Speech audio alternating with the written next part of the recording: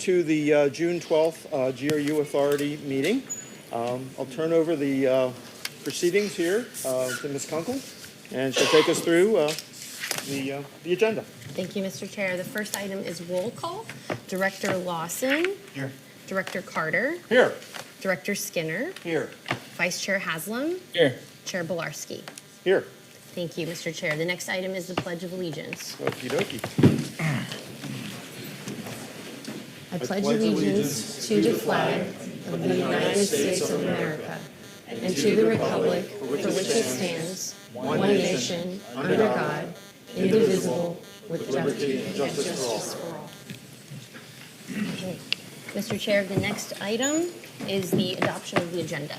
Mr. Chair, I'd like to make a motion that we adopt the agenda with one small modification. If you don't mind, sir, I would like to make some comments and possibly a couple of motions just prior to chair comment. This way the chair can comment on that, and then the citizens can comment on that, if you're okay with that, sir. I'm fine with that. Okay. Do we need a motion or? Yeah, well, because yes, so I need a second.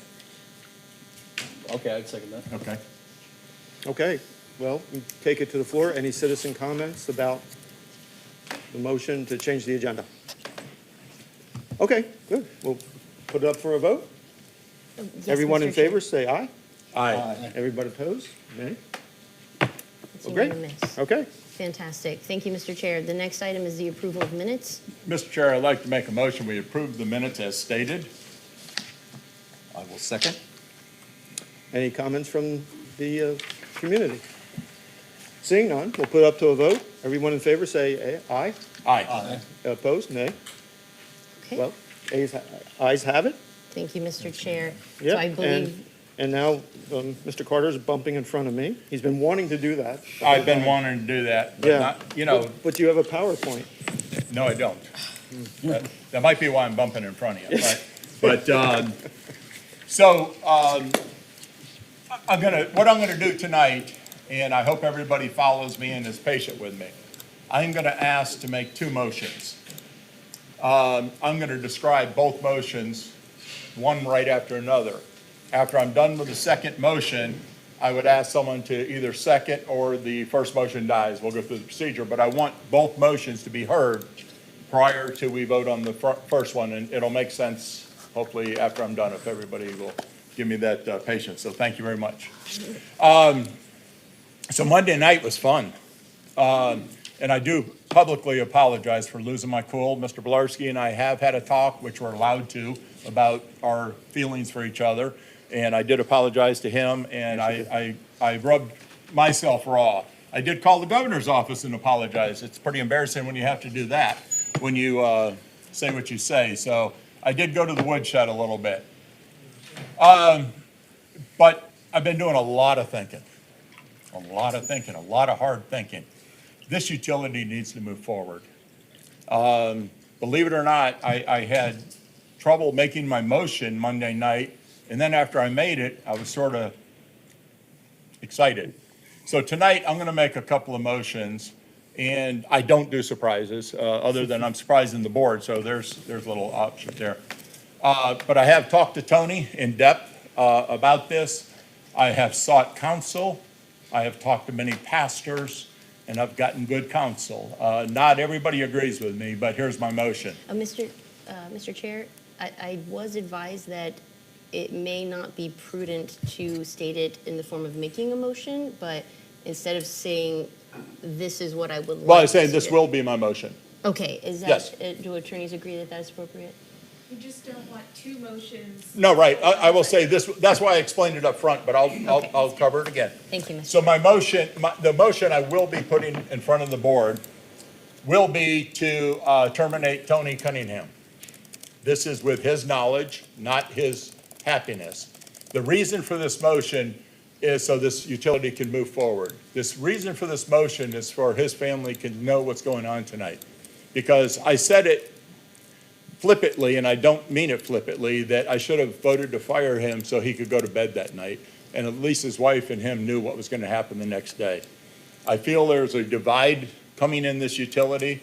I feel we need to move forward. And if this board and the last board that we had seems to be urging in that motion, in that direction, we need to do it. I wanted to go out for a CEO search. Originally, we did that. I listened and I heard, I talked to headhunters. They said, we're not going to get anybody till we're stable. Bring in an interim, bring in a change manager. So that will be a motion I'll be making. I'll be looking for a second.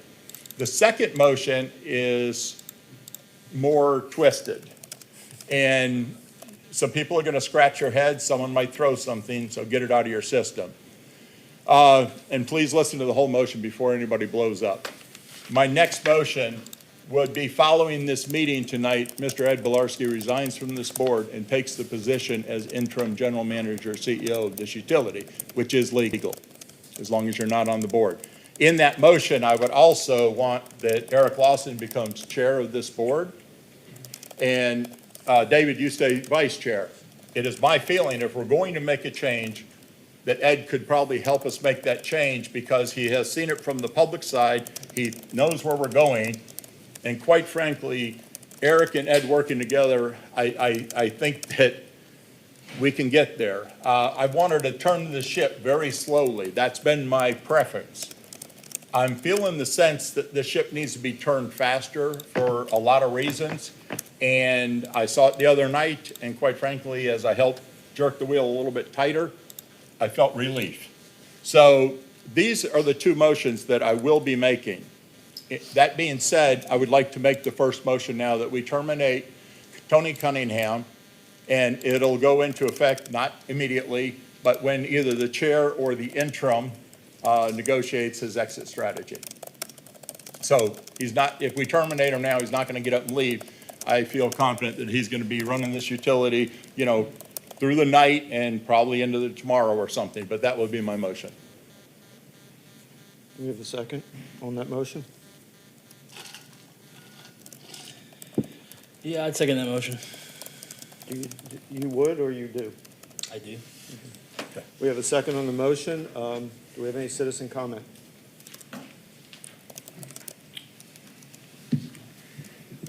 Mr. Chair, Jim Conish, it is so nice to be able to enthusiastically support something you're wanting to do. I've opposed the direction of GRU since 2002, sir. We told you what was going to happen in 2009. Citizens warned that we would be where we are today. And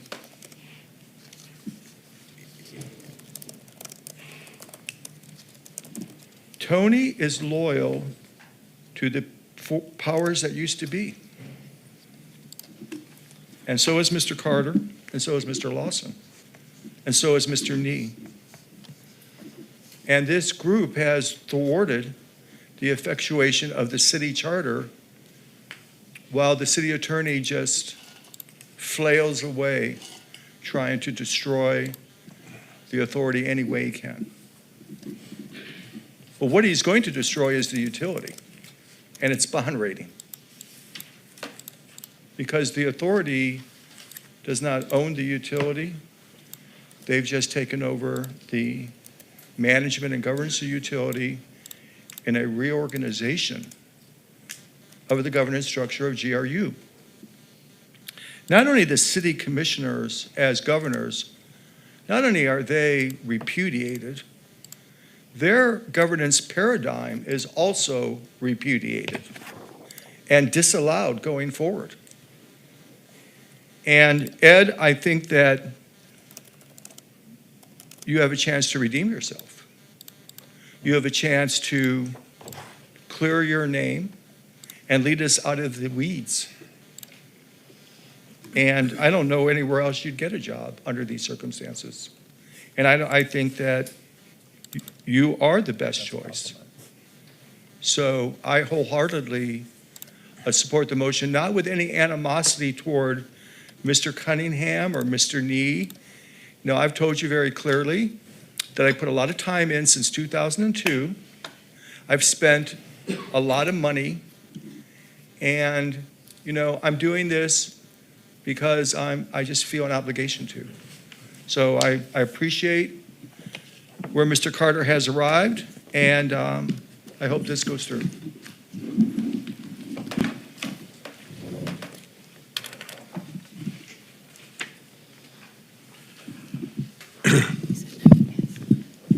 Chuck Ross. I guess I'm not surprised after Mr. Carter kind of previewed this the other night that he intended to go along with the Clemens' instructions, I think it was, to terminate the general manager. But I don't think that it was written in the paper that Chuck Clemens gave marching orders. I believe somebody. You didn't read my name with that, but go for it. No, not your name. But anyway, I think that, unfortunately, I said the other night that I felt the damage was done already with the badgering that he got and the inappropriate way that meeting was conducted. And I think he'd be better off probably in the long run now because it's not going to get any better for him probably if Mr. Berlarski stays on the board.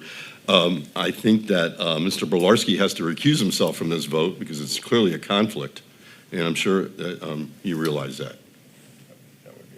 And The vote to terminate is not a conflict. No. The second one is, the second one, yes. Yeah, second absolutely. one. but you're kind of connected to that. So I don't know, I'd let the lawyer weigh in on that. But you're connected to the second vote That's because by terminating him, it's kind of combined, no? Well, No. I see it that way.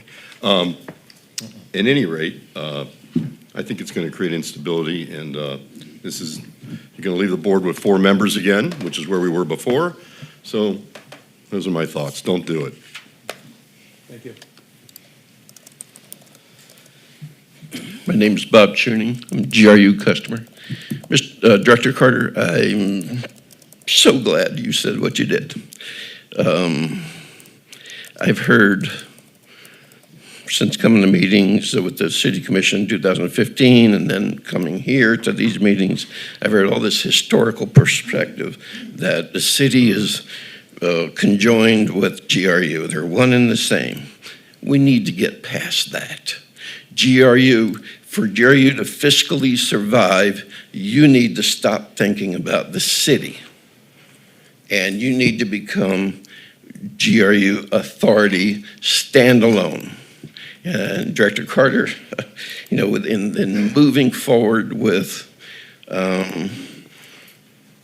getting your own people to run this, hopefully to some sense of solvency, is your directives, all of you.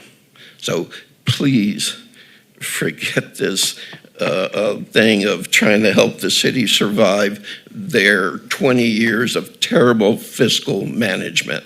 Horrendous. And do your own thing. Thank you.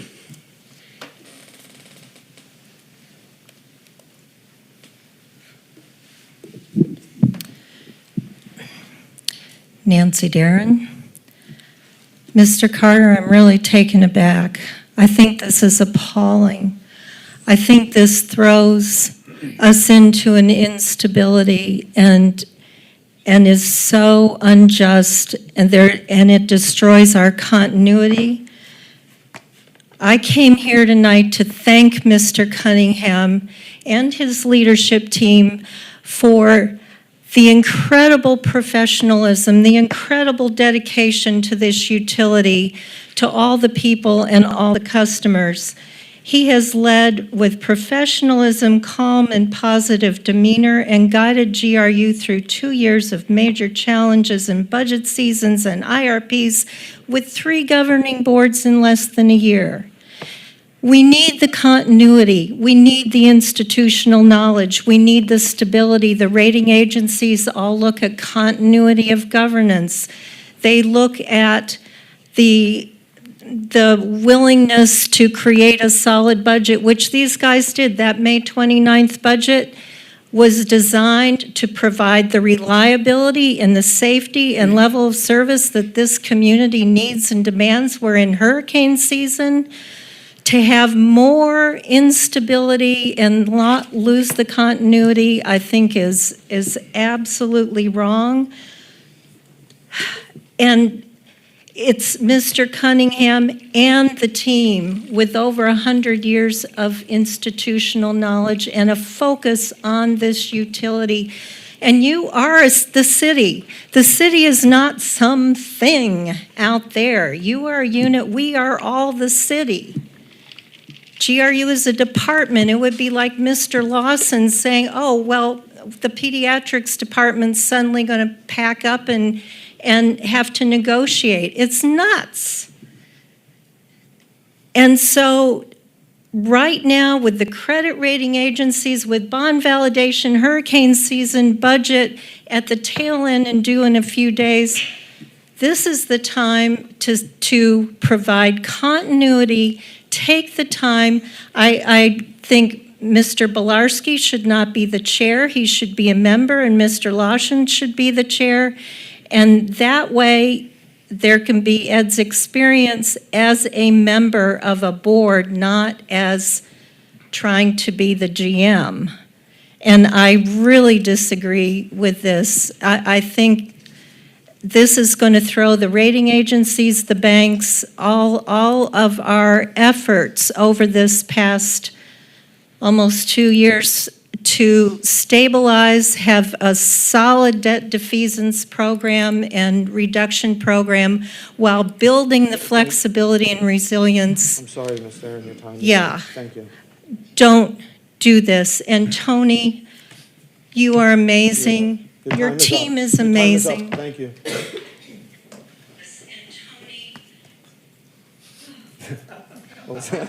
Somebody watching It's like YouTube. having flashbacks. Excuse me. I'm Debbie Martinez. I want to thank Director Carter. You know, sometimes when you get more information,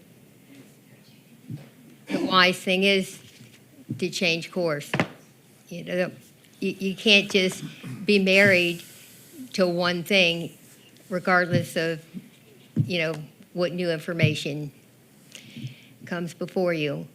The good news for Mr. Cunningham is after the city commission threw our utility over the financial cliff, he was given a huge promotion. So he's fortunate, in that respect. And I think we're all fortunate, even though it's only been a few meetings, to have Mr. Bilarski on this authority, a utility expert. I'm not saying that the previous board was flying blind, but to have a utility expert to analyze data for this board in that short amount of time, was a gift. And I support the motion. Thank you. Good evening, Chad Roth, ratepayer. Have been watching pretty closely ever since the referendum, and man, I've really never seen anything quite like it, just the way this has been conducted. The last board, I mean, it had, individual that loved the camera, loved the mic, and we get this board and it seems there's another one. I mean, it's just been really strange to watch, And Mr. Carter, I mean, this is really erratic behavior.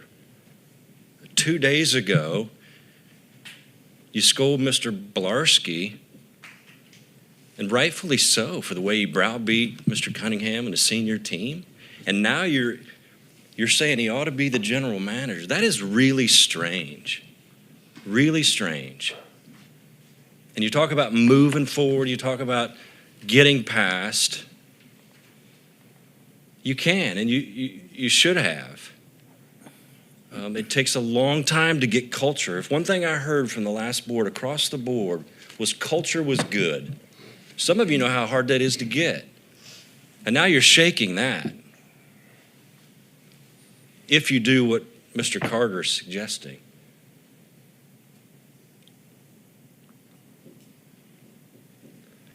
Mr. Bilarski, that first meeting, I thought, man, the way you went through something, I learned a lot. I really did. And then, boy, by even the end of that meeting and these last few, this is all about you, it seems.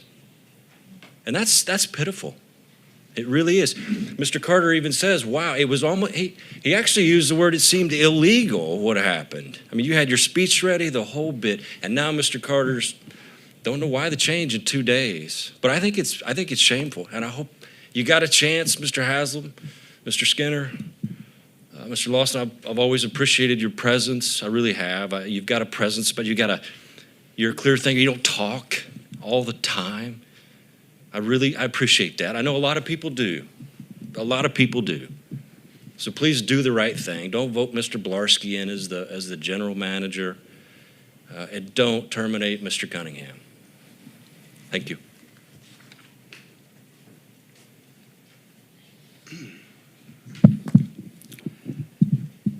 Thank you, Mr. Chair, directors, Bobby Murmer, coordinator of the Alachua County Labor Coalition. I don't think that I can put my sentiments into words any better than the previous speaker, but I do want to say that I support Tony Cunningham remaining general manager. But at the very least, this decision should not be made tonight. This is coming out of left field. I understand that Director Carter has had conversations with staff about that and about this, and that's very much appreciated. But at the very least, I mean, the public needs a chance to think about. Only Tony, just to clarify.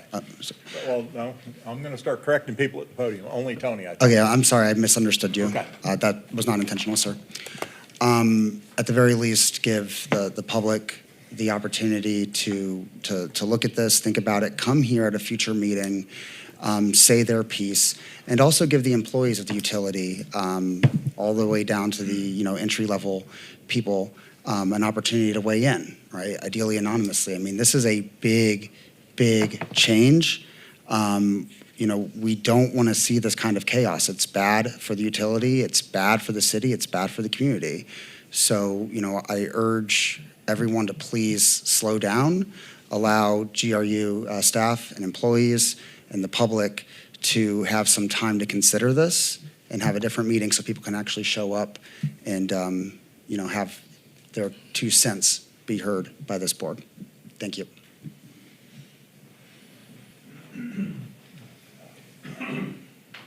If there are other people that want to speak, you could stand behind the speaker if you would like. Good afternoon, everyone. I'm Ernesto Martinez, and I commend you for making this motion, Mr. Carter, and I'm asking you, each and every one of you board members, to support this motion, not as a reflection on Mr. Cunningham by any means, the fine person that he is and the admirable job that he did in the water department is commendable. And I would suggest that you consider returning him to that position if he would do that. This is in line with the instructions given to you by the Honorable Representative Chuck Clemens, the man who filed the bill that created this board. And this addresses issue number 1 on his list, bring in a new general manager. The other 2, I want to remind you again, as I did before, is do not negotiate with the city. You're making a terrible mistake by doing so. And of course, last and number 1 on your list already, I believe, is to keep the best interest of the GRU ratepayers.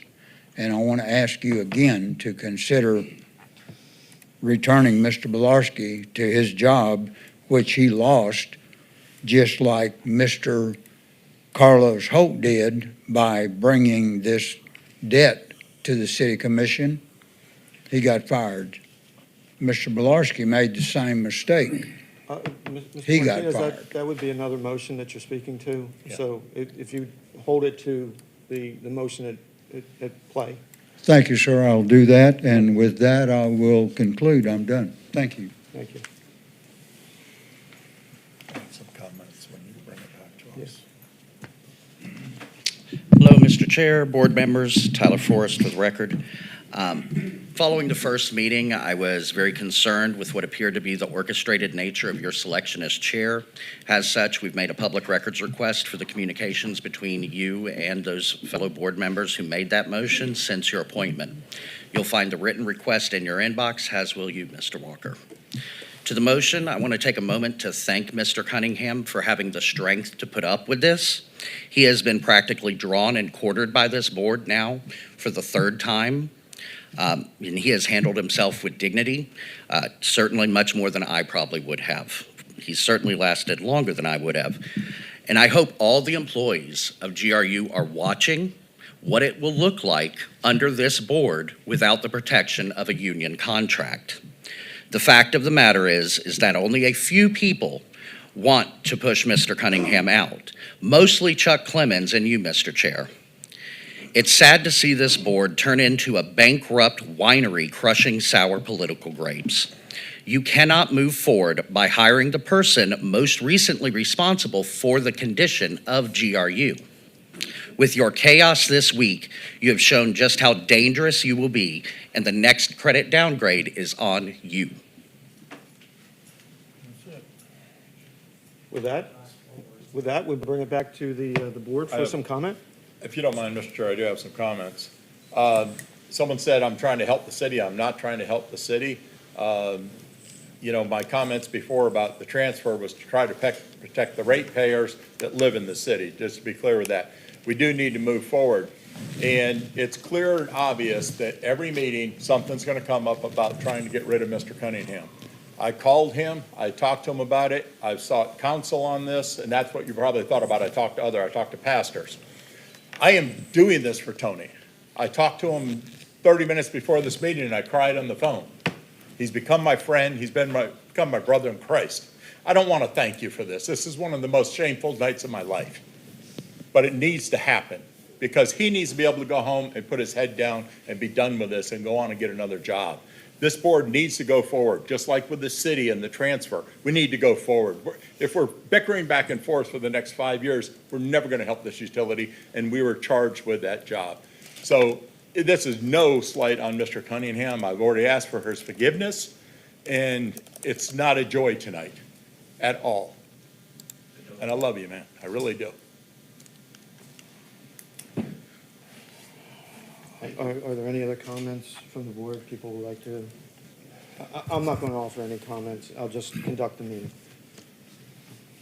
Well, I would just say I'm not in favor of the motion. I've stated that before. I feel like the board needs to get itself seated and understand what our direction is. And so I'm just not in favor of this motion. I respect that. And if there's anything else from the other two board members? If not, you can call for a vote. You let me know. No, Mr. Chair, I spoke to Tony as well and had similar discussions with him. And in order for the board to gain traction and everything, I think I can support the motion as well. Well, awkwardly enough, I called Tony this morning and talked to him, okay?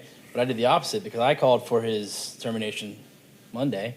Nobody seemed to be on board with that. I want to work with you guys. And I told Tony that I would publicly support him tonight, if that's what it came down to. And he told me no, I didn't have to do that. You know what I mean?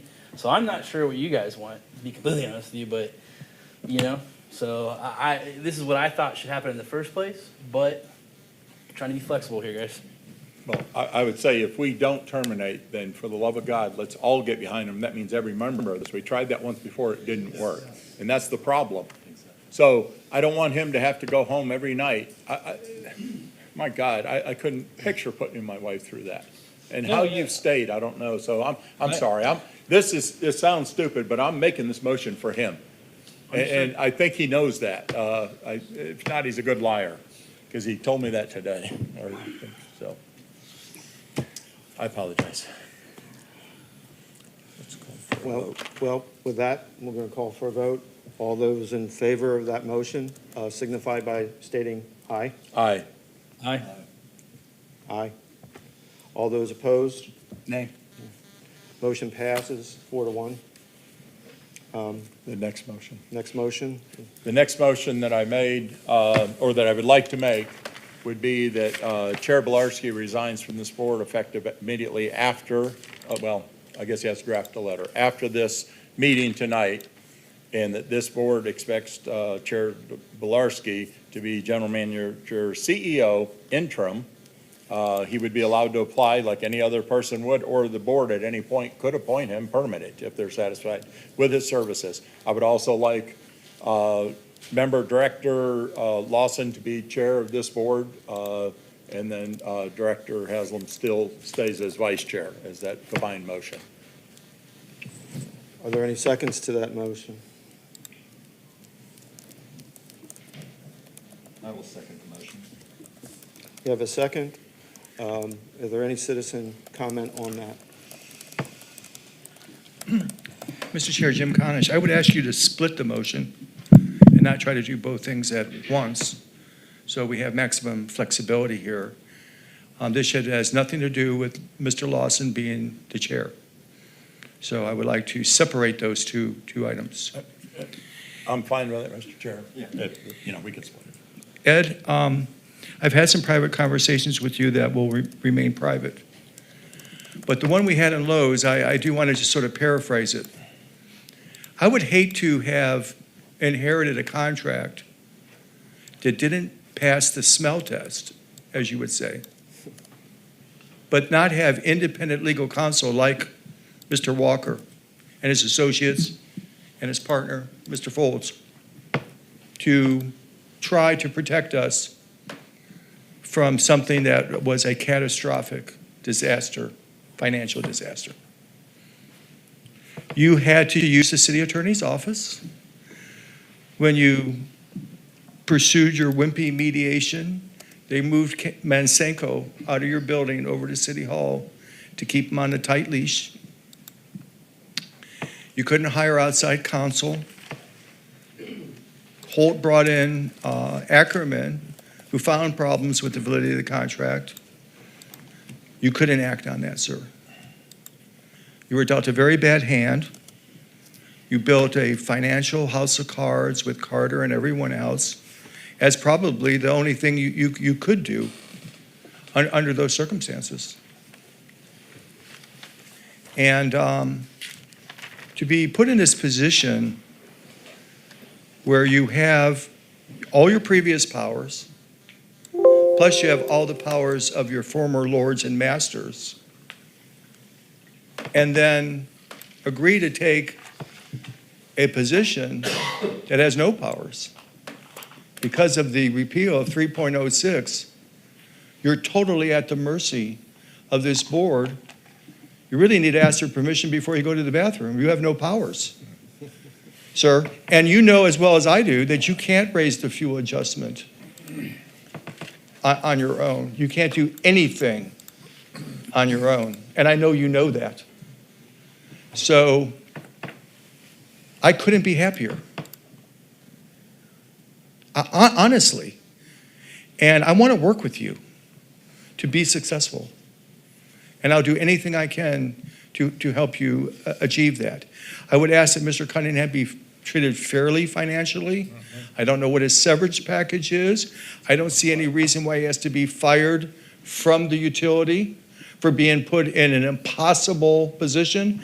But I would leave that to you, sir, because you're going to be HR, and you're going to decide what happens next to Tony.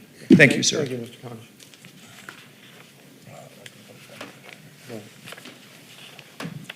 Gentlemen, the enemy is at the gates. The time to act, don't have to act too quickly, but the time for definitive action is now. And this is part of it. It may get ugly, but you 5 board members need to take this definitive action to, some people get up here and talk and act like billions of dollars of debt just happened accidentally. It didn't. People made decisions to make that level of debt. That level of debt is something that Jacksonville wouldn't want. And yet the city of Gainesville has it.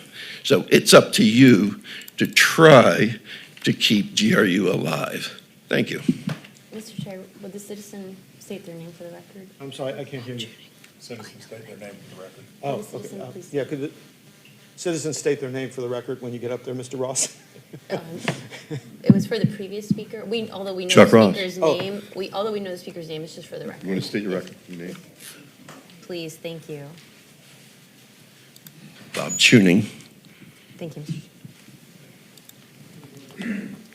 Just to be clear, we're voting on who's going to be chair, correct? No. What are we voting on? Because you got me a little We're voting on- confused here now. Sir, we split the motion. Yes. So as far as we're commenting on both motions, I think we'll vote independently. Will that be okay? We're commenting on both? They're Okay. commenting on both. So you're commenting on, Mr. Chair, I think we would have to do an additional public Okay. comment for the second so, motion of the split. So let's just make sure I I'll know what repeat- motion we're talking about here. I'll repeat Because it got a little the- confused up there. Yes, thank you, Mr. Chair, through No. Mr. Ross. The first half, so essentially the first motion sorry. of what was originally stated would be following this meeting tonight, Chair Bilarski resigned from this board and takes the interim general manager position of utility. Is that correct? yes, that's what I stated. Yeah. So that is currently what the general public comment is pertaining to. That's what I thought, okay. So, no, I still maintain that on the prior motion, that Mr. Bolarski should not have voted, he should have recused himself, because it's apparent that the first motion caused the second motion. So, they're clearly connected, and the intentions have been stated before that this might happen, so. Second thing, I'd also like to thank Mr. Cunningham for, and I feel terrible about how you've been treated, and it is totally undeserved. And from what I understand, you've done a very good job, and this is just unfortunate circumstances, and I think that Mr. Conish made an excellent point, is that Mr. Cunningham should have the opportunity to resign, not be fired. He doesn't deserve to be fired. He should have the opportunity, be given the opportunity to resign if that's what he wishes to do. Thank you.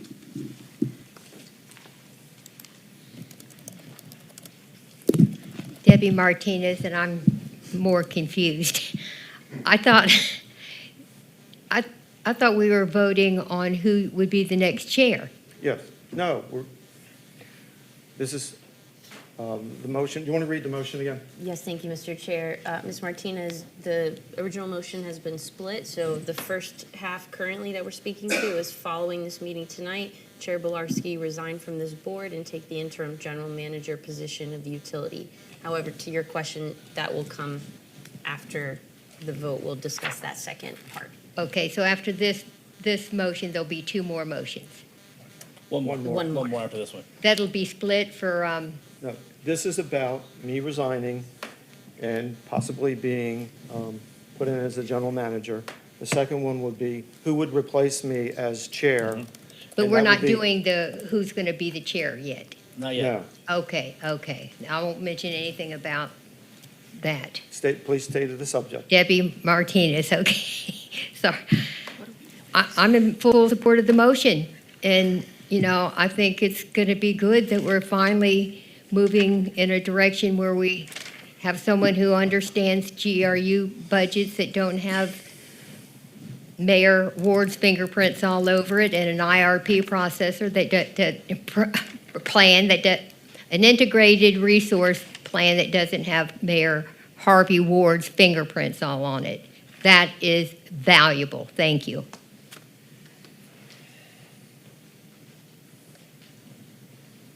Thank you, Mr. Chair, directors. Bobby Murmur, coordinator of the Alachua County Labor Coalition.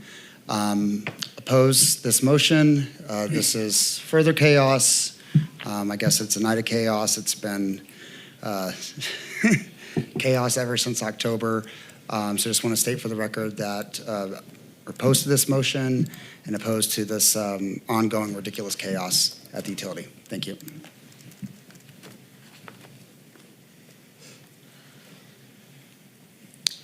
Nancy Darren. I oppose this motion. Mr. Lawson, thank you for all your thoughtfulness through the last board and this board. I feel like we're watching the transition Boeing went through from being a great engineering company focused on quality, focused on the highest standards, run by professionals, including in not just the management, but the board. And then there was a merger with McDonnell Douglas and the whole pecuniary standards, and we're going to run it like a business, and we're going to focus on that production, and it turned from a Deming principle business to a Jack Walsh at GE model and ran Boeing into the ground. And I feel like we are watching an incredible team that has kept investment grade ratings, that has had the approval of our credit rating agencies, that has been in the top 250 public utilities in the country, that is known for reliability, which is really important to all of us, and thoughtful strategic planning, despite the politics and the challenges. And to abandon that into chaos and into a very narrow lens is going backward, it's not going forward. And it's an insult to this incredible team of people and the dedication they have given to this utility and this community for all these years. To be treated like this these last couple of years is just appalling. Thank you very much. Is there any further public comment? If not, we'll bring it back to the board for further discussion. Point of clarification, Chair, you're going to recuse yourself as stated, I think there's a procedure that has to be done. Is there a specific procedure for recusing myself? No, just You don't have to fill anything out. And then there is a form to. Form you fill out, that's all I was saying. Okay. Before or after? Yeah. Okay. Any discussion from the board? Mr. Bilarski, Chair Bilarski, I would tell you that this vote does not bind you.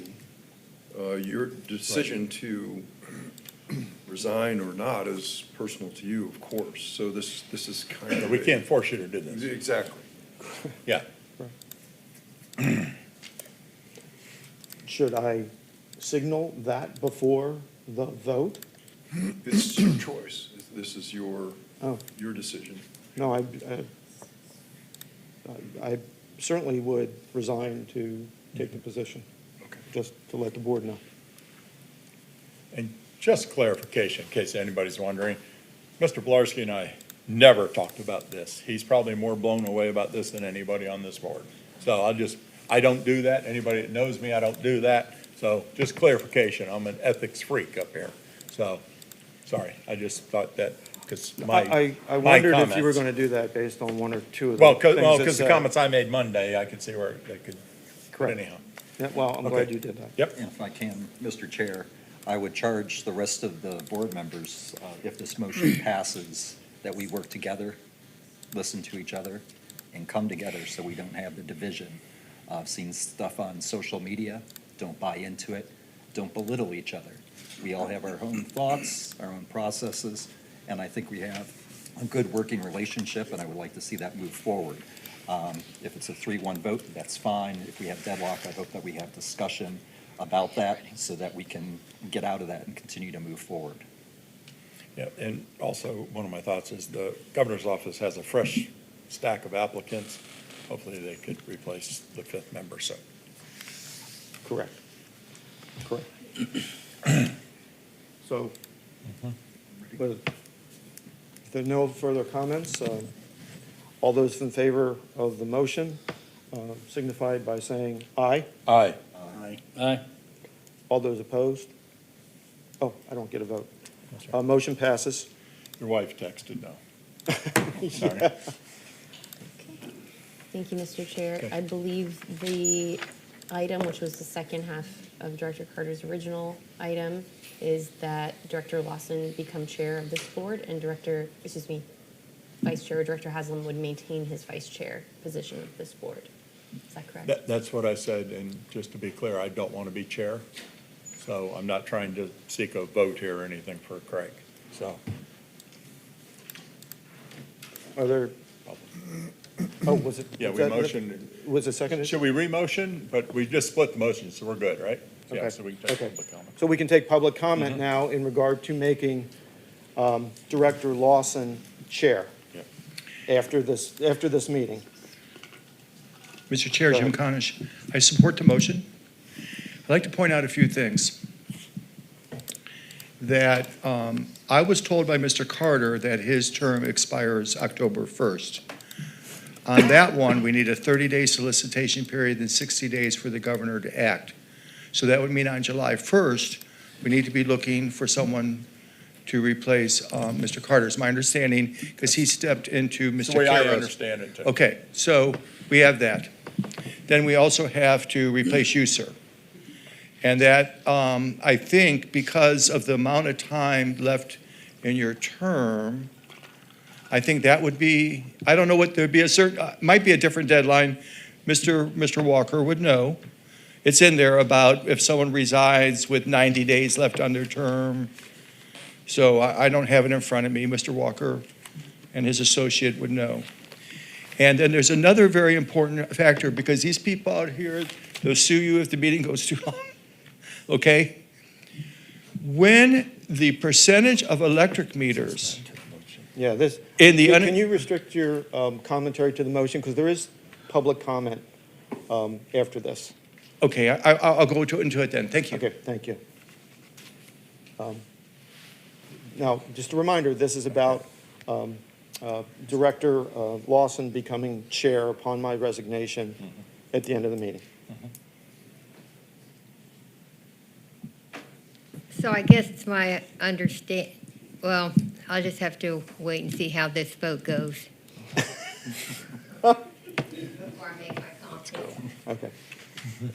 If there's no further public comment, bring this to a vote. Everyone in favor signify by saying aye. Aye. Aye. Any opposed? I'm sorry, aye. Yeah, okay. Motion passes. And Was that an aye for no or aye for yes? Was an aye for yes. Okay, I apologize. I just wasn't sure you were, Yeah, so I wasn't sure either. and if you throw something at me later, I'm so sorry.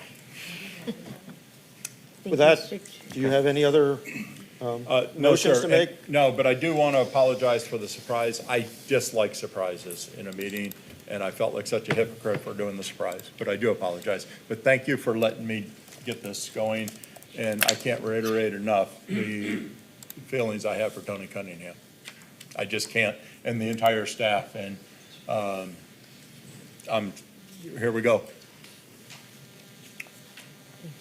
Well, now we're at chair comments, so this is fairly anticlimactic. But I did have, I think I had something here That that, was my goal. No. yeah, yeah. I think I had something here that,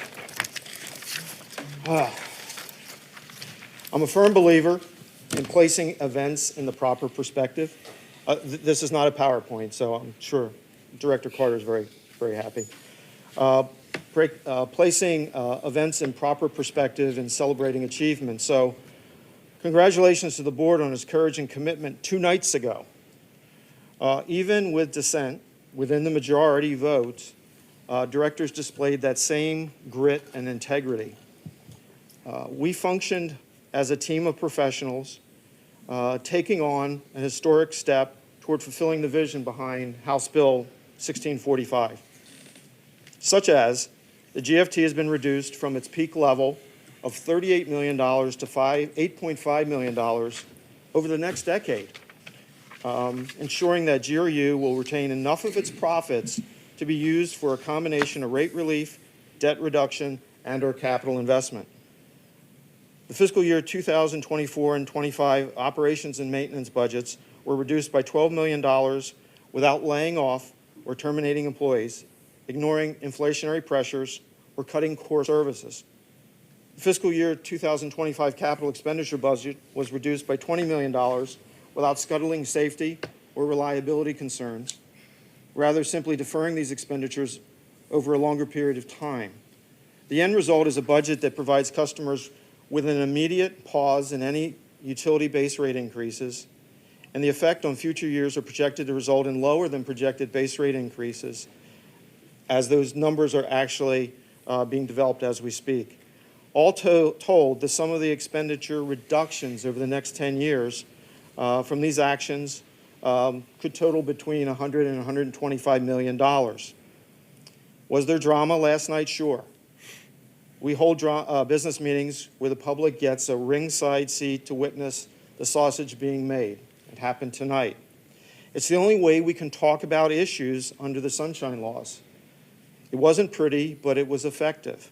It's an essential, necessary part of governing the utility. I'd be remiss if I didn't address some concerns expressed by employees. My comments were never and are never intended to reflect on GRU's rank and file, the folks that dig the ditches, that work the deck plates, that roll the trucks or balance the books. My comments were limited to discussions at hand and my frustration with some within management who, in my opinion, were not adhering to business principles or displaying the proper modicum of self-reflection versus deflection.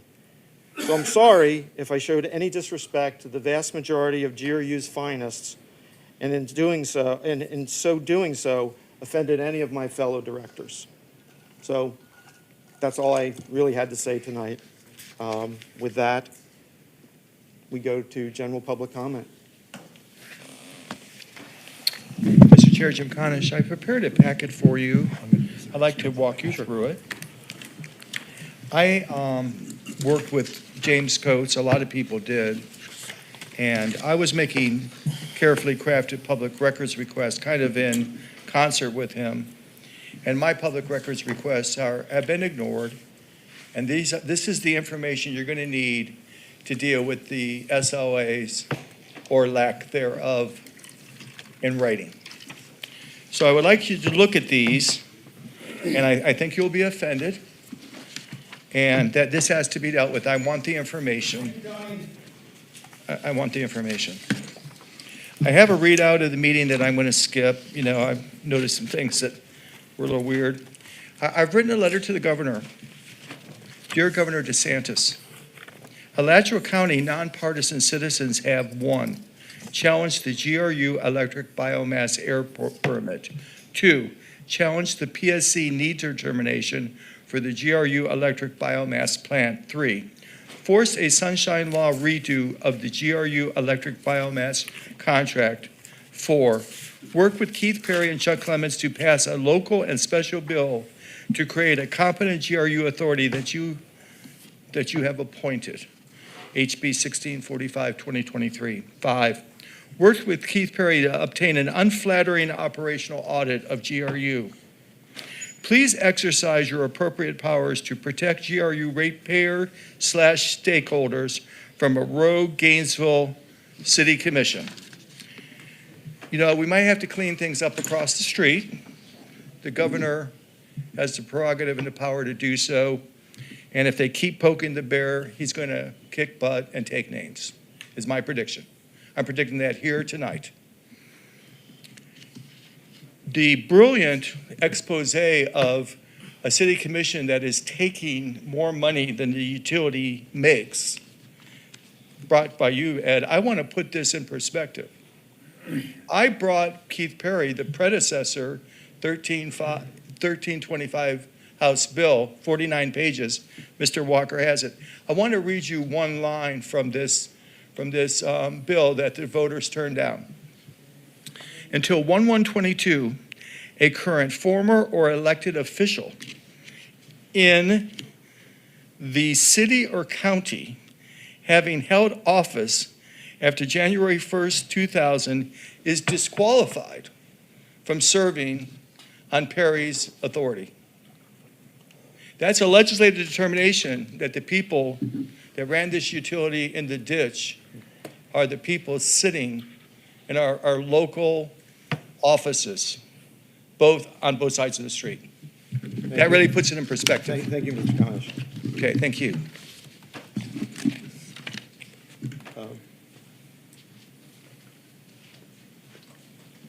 Debbie Martinez. I hated that Director Carter had to leave, but anyway. Nature called. Yep. Yeah, the things happen. There he is. There he is. He's right off your Oh, right shoulder. wonderful, wonderful. We held up the meeting for you, Yes, Director Carter. I was hoping you'd be able to make it back. Again, Hope you didn't hold the meeting for me. Absolutely, we did. I'm Debbie Martinez, and I wanted to thank Chair Bilarski for trying to take bold action to protect GRU customers at the meeting on Monday. To Mr. Bilarski's credit, he was able to make some progress in helping GRU customers, and we all should be very grateful to that. I expect members of the Gainesville City Commission will continue to threaten the GRU authority with fear tactics in hope to continue having GRU customers fund their massive staff, lavish salaries, and countless projects for things that commissioners want but do not need. It's not the job of this authority to protect city workers or any other special interest group. Your job is to protect GRU customers, many who are now living in mold-infested homes due to sky-high GRU bills, due to the gross mismanagement of GRU at the hands of the City Commission. They were once able to afford to turn on their air conditioners prior to the city throwing GRU over the financial cliff. And the City Commission had the gall, and many of you remember this quite well, to blame it on them saying that they had sky-high GRU bills because they were living in leaky buildings. GRU customers cannot afford to keep bailing out the city. Thank you.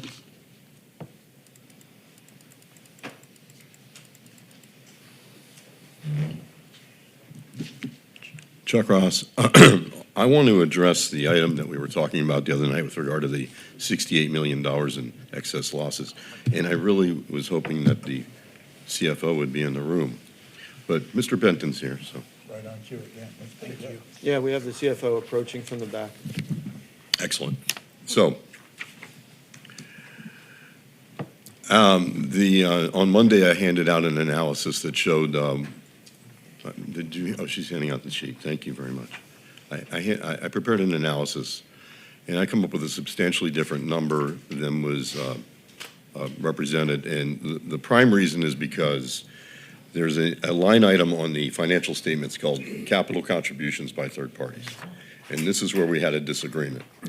The capital contributions by third parties for the years that were used in the statement, in the analysis by Mr. Bilarski, are $34 million. And these, what I understand, are basically property and equipment that's contributed, and it sounded like it was mostly from maybe when developers, as part of their arrangement to do their project, they will invest infrastructure. Does that sound about right? And that goes on the books as property and equipment. So what happens is, it goes on the books as property and equipment, and if you read the notes to the financial statements, which I just handed out to you guys, it talks about that. For electric and gas systems, the revenues are subsequently expensed in the records. I'm sorry, in the same period.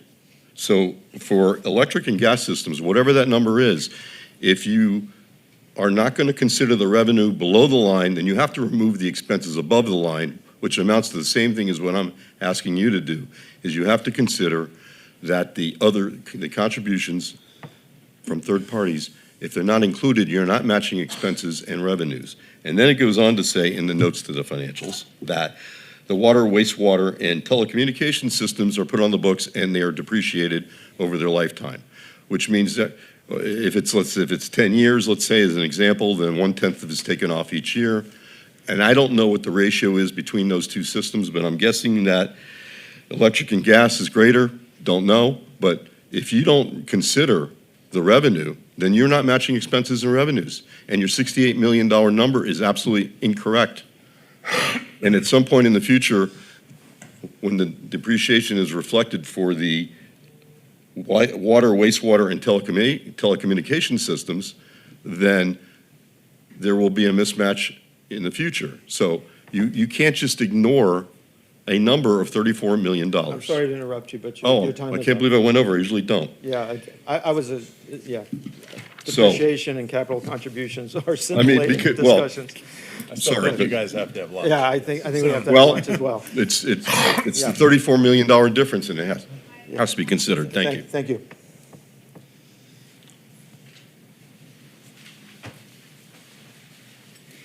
Bob Chinian again. I applaud you, directors, for these bold moves. Had to be done. We will certainly leave the minutia of operating this to you professionals. But this is, in my mind, this is common sense taking place. This is getting away from the silliness of the last 15 to 20 years. This is spending the money where it needs to be spent and forgetting all the wish stuff that the city wanted. Thank you very much. Thank you.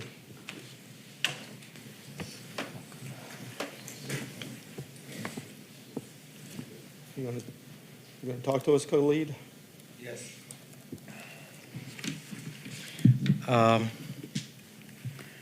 I am stunned. Not used to being speechless. When I saw you yesterday morning, I had no idea I was looking at a dead CEO walking. That was kind of shocking. I think what we're seeing is very interesting preparation and a rehearsal. We are looking at state receivership of the citizen-owned utility and seeing just how fast and how far that can progress. I think it's really just practice for receivership of the entire municipal government. And in fact, I'd be willing to take a bet with somebody on which we will see first, the receivership of general municipal government or the sale or transfer of major GRU assets to FPL. Which will happen sooner? Any bets, anybody? Matter of fact, I'd like to offer early bid on that sign right there. It's going to be a great souvenir. I'll give the 39 pieces of coin that you may be familiar with from old stories. Thank you. Just so the public's aware, it would require a voter referendum to sell GRU. So the things that are spoken about regularly, that this board can unilaterally sell the utility are simply untrue and scare tactics. Is there any other public comment before we proceed? Mr. Chair, the next item is the consent agenda. We do have one item on the consent agenda, and that's item number 2024-484, janitorial and porter services for the Eastside Operations Center, with the recommendation that the GRU Authority Board, 1, authorize the CEO, general manager, or his designee to execute a contract with Contractors Enterprises for janitorial services at the Eastside Operations Center, subject to approval of the GRU attorney as to form and legality. And number 2, approve the issuance of purchase orders to Contractors Enterprises in an amount not to exceed $9,416.67 per month for FY 2024 and for subsequent years of the contract pending final appropriation of funds for each year. Mr. Chair, I'd like to make a motion that we approve the consent agenda as stated. Second. With that, we open up the floor to comment as well. Seeing none, we'll bring this to a vote. Okay, all in favor, say aye. Aye. All opposed? Okay, it passes. Unanimous, correct? Thank you, Mr. Chair. Mr. Chair, the next item is CEO GM comments. Well, this could be interesting. Yeah, so I'm going to stay all business. So Monday, there was a motion that the board passed. We probably took 50 to 100 employees over the last day and a half to try to respond to that and try to pull the information together to look at what that means to implement that. And so what I wanted to do is go through a few items tonight, identifying sort of what are the impacts of these things, and were we able to do it and pull it off, and what are the impacts of that? So I'm going to walk through that here. So, the recommendations or the board approval was to reduce the CapEx by 20 million. We had done 15 million. It was to do another 5 million of CapEx reduction, to reduce the O&M budget by 12 million dollars, and there were some prescriptive things in there that I'll address, to reduce the utility base rates to 0 for fiscal year 25, to keep the GFT formula. This one got a little confusing, but essentially at the end of the day, I think keep the GFT at 15.3 flat over the 10-year period, and also reducing it every year by 6.8 million. So keeping it flat, but then reducing it every year by 6.8 million. And then the last one was to make sure we bring the reserves down to the target level that maintains our days cash on hand. So what we've done is we worked diligently on addressing especially number 1 and 2. The outcome of that, we will then model in our financial model to address the other 3, and should by the end of the week have something to provide to you all as board members. We were trying to pull that off for tonight, but couldn't quite get there with vetting it and everything. But I do want to walk through what it means to kind of do the things above. So looking through the prescriptive things that were identified in the O&M reductions. So one was to unfund 27 positions that are currently vacant. So, employees move in and out of the organization all the time. Right now, I think I think I have the notes, but should have like somewhere around 30 or 40 different requisitions that are in action right now, where you have an employee that may have left and you're filling a position. The way that we looked at and interpreted the action by the board was essentially we're locking in the number of employees at GRU at 821. So we maintain what's in our budgeting, what's called a vacancy factor. So we take our authorized FTEs, we have a vacancy factor of 6% because we just realize at all times you got folks moving in and out, you're going to have about 6% that you're not going to fill. So we took that 6%, added the 27 to it, and came down to 821 employees. I will say just briefly, that is a number of employees that is below the number of employees we had in 2006. 2006, we had 857 employees. We'll now be at 821 employees. I'll talk a little bit about that more in a second. Just, I want to be clear to the board what these actions, what it results in terms of the operation of GRU. But we did unfund those positions. It came to a total of about $3.3 million. We then looked at correcting the over budgeting of electric services. The prescriptive thing was $3.4 million. We looked at the last several years, and curious enough, the last 3 or 4 years, we've kind of been right on. So over the average of the last 3 or 4 years, we're about $19,000 off, and it's somewhere around $6 to $8 million a year, or actually more than that with all the systems. But we did in 24, the current year we're in, the budget was a little bit higher because the fuel adjustment has dropped over the course of the year pretty significantly. We've reduced it 3 times down to 35 mils.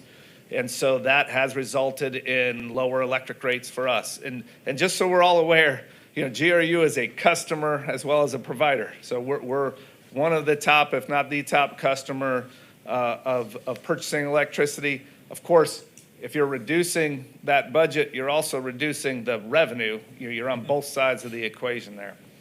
But we'll get into that in a little more detail, but that is about $1.8 million.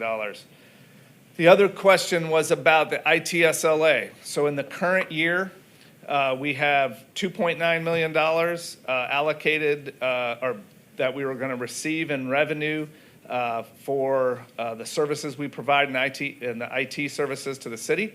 I kind of shared last time, we've historically been collecting something around $1 million. We collected $2.9 million this year.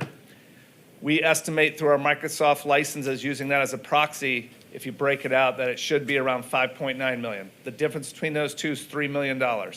So what we are doing, per the direction of the board, is going to essentially reduce the GFT or GSC this year by that $3 million to recover the $3 million this year.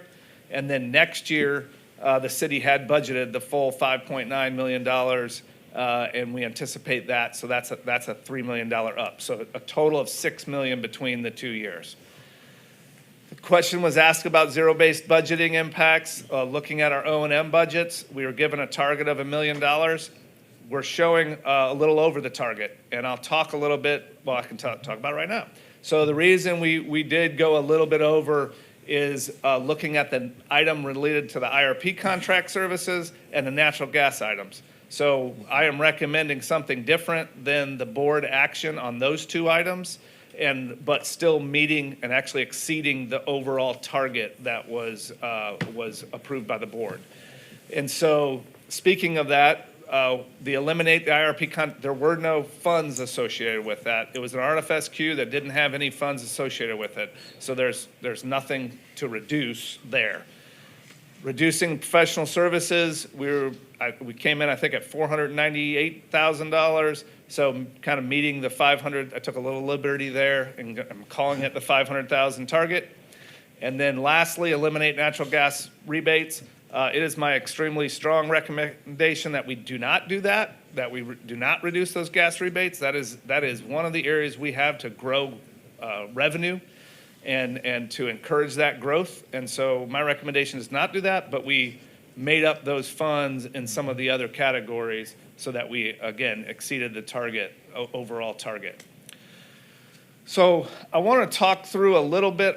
It is an absolute obligation I have as CEO, GM, and frankly, as a professional engineer, to make sure that I share risks associated with decisions such as this. So I want to talk a little bit about CapEx. So we are delaying these CapEx, the $20 million in CapEx projects.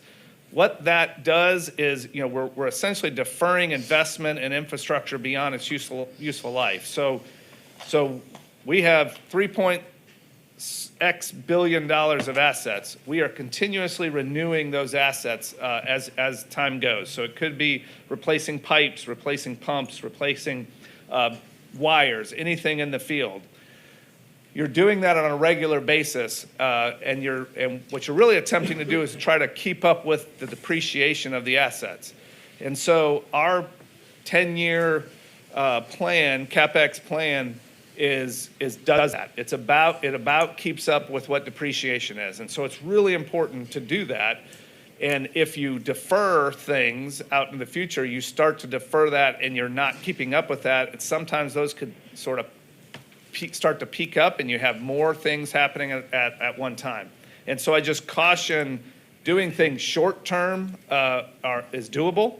Continuing to do that long term could have detrimental impacts to our system. Second thing is it increases the potential for repair and replacement costs. So oftentimes when we try to extend the life of our facilities, what ends up happening is you could decide to replace something today, you choose not to, you may end up repairing that next year and then replacing it a year after that. And so in the long run, you're spending more money on that. So you really are trying to optimize the life cycle cost of your assets and replace them as they get to that age so that you avoid that process of repair and then replace.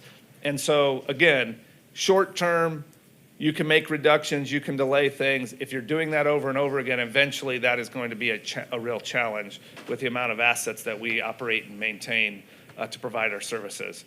And then I kind of touched a little bit on sometimes if you start pushing things down the road, then all of a sudden you have, the middle of the 2000s and you have significant investment that's needed because, you had not invested along the way. So that's just, a concern with that CapEx deferment.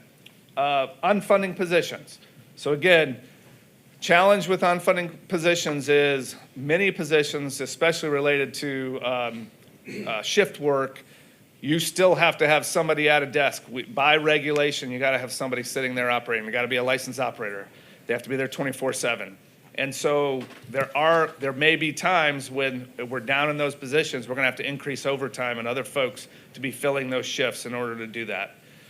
It also may have an impact on outside services. If when we're restricted to the number of employees to do the work, we may have to go to outside services. And so there's going to be a tension between your payroll budget and your outside services budget to get those things accomplished. Reducing reliability and response time. So that, there is going to be some level of service impact to having less folks. It may be takes longer to respond to an outage or to get something repaired and back online. And so that's a reality. There is no hard and fast rule on where we should stand there. We have actually tremendous reliability, multiple times better than some of our neighbors. And so just the reality is, though, that there is going to be an impact to that as we lock down the number of employees. Challenges recruiting and retaining. Coming out of the pandemic, getting staff and turning over staff has been a different world. And so that continues to be a challenge as we bring down the number of employees. You're taking away the kind of the flexibility there to do that. Again, we will do this. We're implementing this. I'm just making you aware of that. And then the other thing is you may perform less self-performed work. So we got to get some welding done. A lot of times we use our employees to do that welding. You may not have the ability to have them do that. When we self-perform almost every single time, if not every time, we're able to do it much more cost-effective than putting it out there. So again, those are just risks associated with moving in the direction. The ITSLA, I think the biggest risk there is we have most of our IT department and how it runs has fixed costs. If general government goes away as a customer, we're going to still have most of those fixed costs. And so we do run a risk of they are pursuing another way to receive IT services. We have their revenue built into our debt reduction plan. So if next year they decide, hey, we can do this a better way, that is a risk of losing an impact to our debt reduction plan from that income from them. The budget reductions, so the O&M budget reductions. So this is one of those things where you go all over the place. The big items you're kind of past. We talked a little bit about it on Monday, like tree trimming and lining. When you get past that, you start to get to a whole plethora of different things. And so I kind of tried to capture some of those here. But you reduce odor control. That's a thing that you don't have a precise regulation on. You do that obviously for customers, but we can reduce the chemicals added to the system related to that. There's a lot of training that we reduced. Obviously, you want to keep your workforce trained and ready and available to do their job and to learn new skills and to maintain their skills. So again, I think this falls into the category. The theme you're going to hear from me is these are things you can do short term. If you try to implement them very long term, you can start to get some challenges. The building maintenance, we had a couple things on the building that we are just sort of delaying and putting off and kind of patching and then coming back to. CIS integrations. So we invested in a new customer information system. We had things in the budget that we removed kind of relating to enhancing and leveraging that system. And so those are things, some of that innovation and move forward, we're gonna delay that. LEAP program is another program that we reduced. We have a grant this year that is coming in, so we're kind of reducing that and utilizing that grant money in lieu of instead of increasing. You also have some challenge with potential rising costs. I think one of the theme I heard from the board on Monday was, you shouldn't try to predict that these prices are going up. Just put the price in, and if they go up, you can come back to us as a board.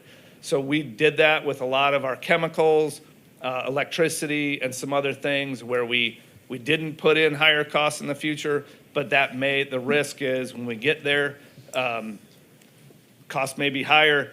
You got to put the chlorine in the water to treat it at that point, and so we're going to be spending more than potentially the budget. Some other things with customer complaints, with lower staffing, we're going to slow down call times a little bit. None of these are drastic, big changes, but they are things identified. Reduced workforce development, higher maintenance costs, and then CIS, I kind of already hit on that. I think that's a duplicate. Could I ask you a question? Yes, sir. Cunningham? Yep. I'm a little confused if you go back to that last slide. The other $1 million, was that something that we asked for? Yes. Yeah. The odor control reduction and those types of things? Yeah, you had another $1 million in O&M reductions. Okay, so that's what that's Correct. related to. Okay. That's right. And to your point, though, if you remember from previous slides, we actually did more than $1 million because we were covering down on the natural gas and the fact, the fact that the other one didn't exist, the IRP services. Okay. So natural gas rebates. The reason that I'm suggesting we don't do that, and of course we can go back and just and get rid of those rebates. I felt pretty strongly that that's an area where we can grow revenue, and where we're growing is outside of our electric service territory. So we don't have boundaries on that. We can grow it outside. We're not cannibalizing our own electric customers. And so I recommend that's an area that we continue to do that in. Natural gas rebates are, a lot of those areas we're looking at are competitive areas. We're competing with other gas companies, High Springs, Newberry. And so in that competition, rebates are a tool to help achieve that customer base. And so I recommend leaving that alone, not reducing that budget, but we found dollars in other places, or we're allocating dollars from other places. Professional services, one thing that is a little confusing, so professional services, electric, O&M, those are all the same, those are all in the same category, but we did break out those separately. The challenge with some of our professional services, like a lot of times when you reach out, is you're limiting access to industry experts. So there may be things that we need assistance with in the IRP. We need assistance with decommissioning costs. Like, how do you calculate? We're not going to be able to do that at a precise level. Professional services are a place you go for that. So what we did was we've reduced a lot of that. We may just need to come back and revise the budget if that is the direction that the board wants to go in with some of those. It also limits staff augmentation. So some of this challenge that we talk about with just locking into the 821, you're now going to need, you may need assistance in an area, but we also reduce professional services. So that's going to be very challenging, I think, for our managers and leaders, but we understand what that challenge is, just making you all aware. Eliminate IRP services. So again, we didn't have anything in there, but we may have to have some of those services, and we'll come to the board for those as we get in more detail in the IRP. And then electric budgeting correction. So I'll talk a little bit about this. So again, if you look at the last couple of years, we've actually done a very good job. It's always up and down though. Like you're never quite on. So we were way down, way up, way down type of a thing. But we were within $19,000 over a 3-year period, which I think is pretty good in terms of that budgeting. But pointed out by the chair, in '24, again, we budgeted this back when fuel adjustment was higher, natural gas prices were higher, and as the year has gone on, natural gas prices have dropped. We've dropped that fuel adjustment. That has a benefit to lowering that expense. And so we did identify potentially $900,000 in this year that we think will be below budget overall. And that's on a $8 or $9 million budget. Yeah, 9.6. 9.6. 10.5. $10.5 million budget. And then fiscal year 25, again, some of that had some of that fuel adjustment built into it. And so we did a similar reduction in 25. So it didn't meet the prescriptive direction of 3.4 million, but we didn't want to, I wrestled with artificially just doing that. We didn't want to artificially do that. We went ahead and did the 1.8 million between those two, and then again, augmented that with other reductions. If I could interject again, Mr. Cunningham, part of that reason why it didn't reach that level is I think you had kind of projected fuel adjustment increases in fiscal year 25. Right. Right. Which certainly when I looked at it, I saw that kind of the same. So you're just producing a little bit higher natural gas prices, I would assume, to get to that. I think so. I think Okay. so. So I'm going to switch a little bit to a separate topic. Are there questions on any of this or any discussion before I kind of hit the other topic? I don't have any. Okay, seeing none. So the other part, the second group of things in the second motion, I wanted to just come back and provide what I think makes the most sense, but this is at the pleasure of the board, is to address these items. So the BFA is working on and we're looking at what are different ways to formulate a GFT and looking at profit and percent of profit and different things of that nature. What I'm recommending is bringing that back in July. That would really be something that would affect next year's budget. It would give us a little time, and I'll tell you in a second why July, because our next meeting in June 26th, is going to be a very dense meeting. And so I'm recommending that comes in July, as well as the discussion of the Main Street project and the SLA MOUs. So that's my recommendation, but again, that can change. What would come on the 26th is the meeting would be focused on the IRP, because there's been a lot of discussion about the IRP, and then also focused on the budget resolutions, and because we got several resolutions that are associated with that. And so there's, some density there that I think will make it a very full meeting, and especially if we add IRP to that, that's a full meeting. But again, this is at your pleasure. This is just my recommendation coming out of the previous board meeting. And that is all. We could provide significantly more detail if the board desires. Well, I would tell the board that we chatted about a variety of these things. And I don't have any problem with the modifications to the 12 million that we had voted upon. I think it's reasonable to look at it this way. So I would entertain a motion to accept those changes to the budget. There you go. I think I can ones do that it. you've. Yeah, I don't know if I have a slide that does it, but yeah, I mean, you could do. Do we need a motion to Yeah. that? We do? Okay. I mean, I think you could do the ones as reflected in the presentation. It could be this one right here. Right, the 13.19, yes. Yes, sir. Yeah, so I would entertain a motion from a member to accept. I'll try to craft it if you don't mind, or if somebody else wants. So I've been making the motions, so. Yeah, you're on a roll. I'm on a roll. Beautiful. This is gonna be my tombstone. Mr. Chair, I'd like to make a motion that we adjust the budget as reflected in the presentation and as stated. Is there a second on that motion? Second motion. There's been a seconding of the motion. Is there any public comment? Thank you, Mr. Chair, for maintaining order and decorum. I'm curious, on the IT SLA, we're going to get 6 million in FY24 when we had agreed to just 2.9 million. So where does the additional $3 million come from? And one way we could get that is just to pause the 1.2 million transfer to, in this fiscal year, not only deal with this SLA loss, but all the other SLA losses, such as they breached their MOU to pay the county streetlights. That's just a breach. They agreed to pay it, they didn't pay it.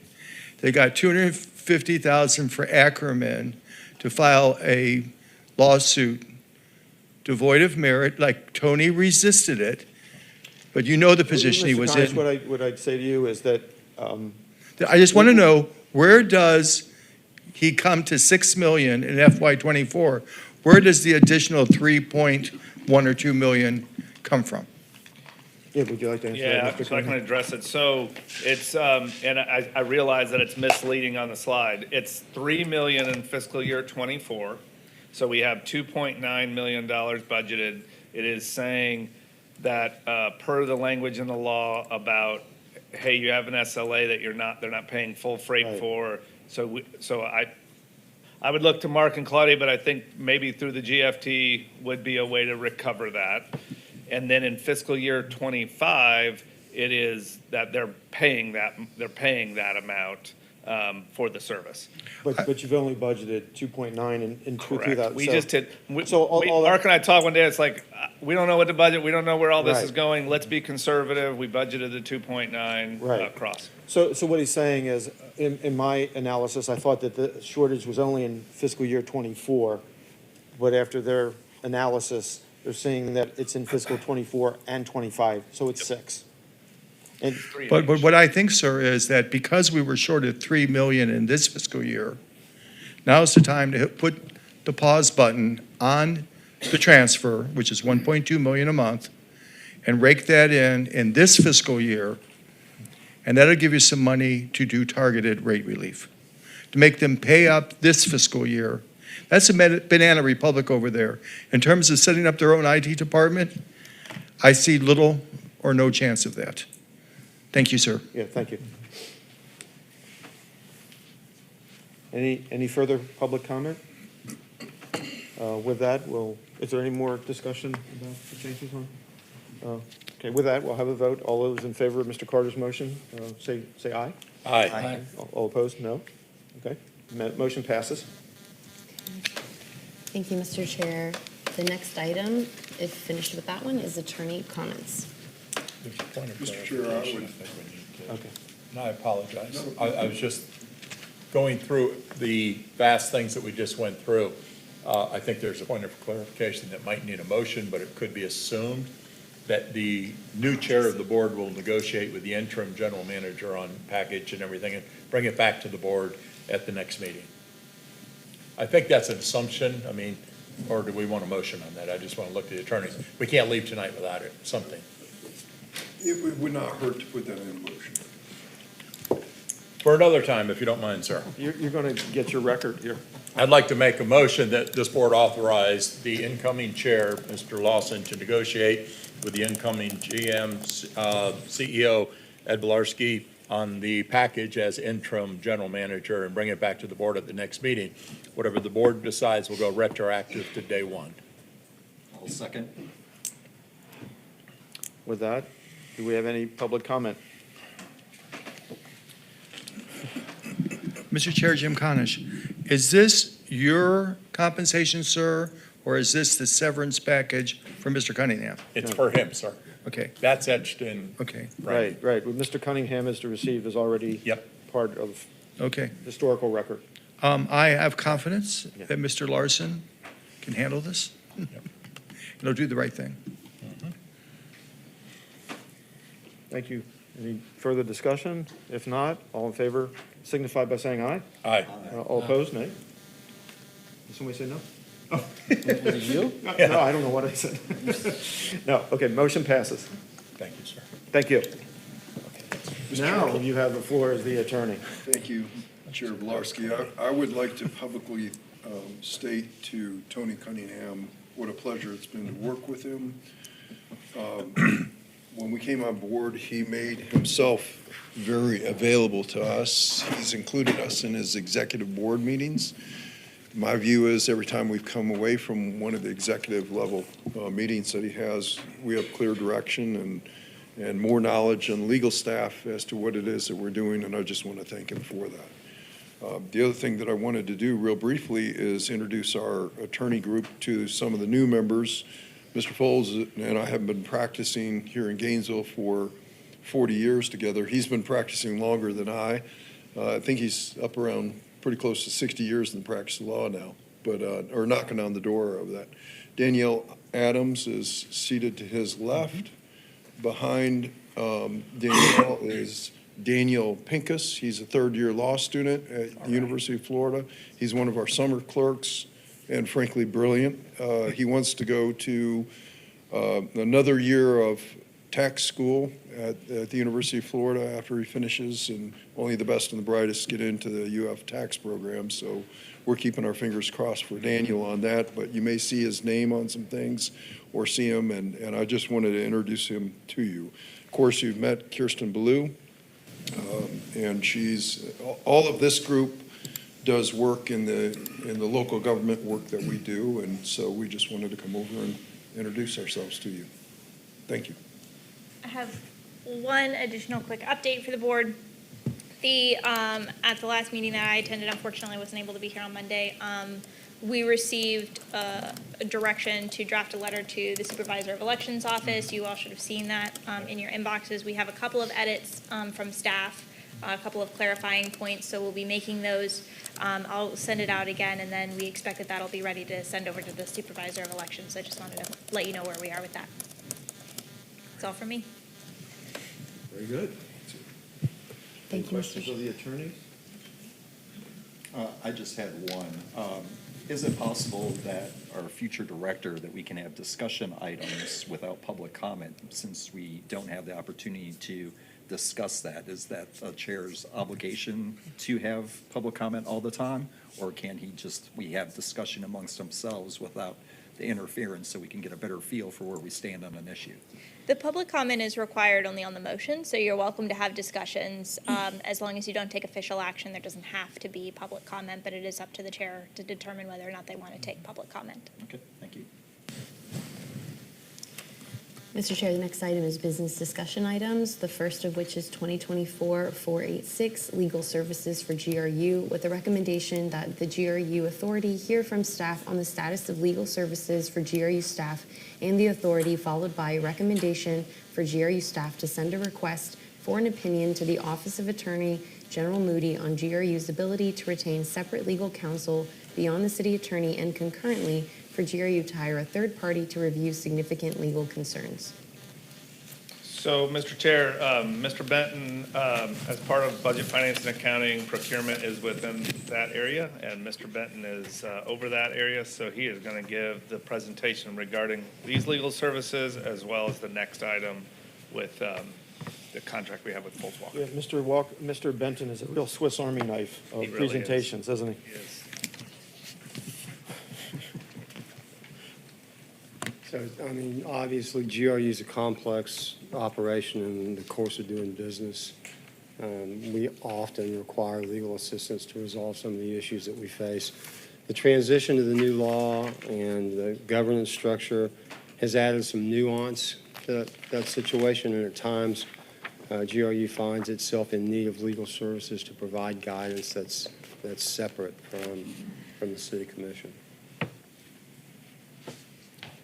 The original board, the former board, whatever you want to call it, obviously acknowledged this situation early on.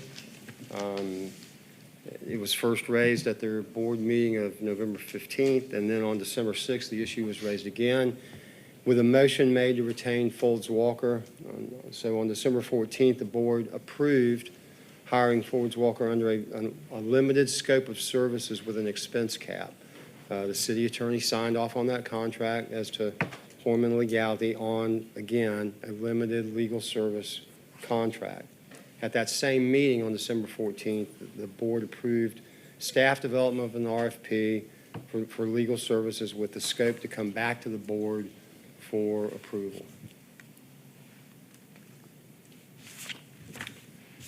On January 10th, the RFP was posted. It was reviewed by an evaluation team. It was composed of the CFO, the Chief Operating Officer, and the Chief Customer Officer. On February 9th, a notice of intended award was made in favor of Gray Robinson. The RFP summary and the selection recommendation was brought back before the board on March 27th. At that time, the board motioned to table the item, and no selection was made. It's important to note, you see the asterisk down there at the bottom. Ray Robinson has since informed GRU that they are no longer interested in providing services to the utility in the same capacity as was presented in that RFP.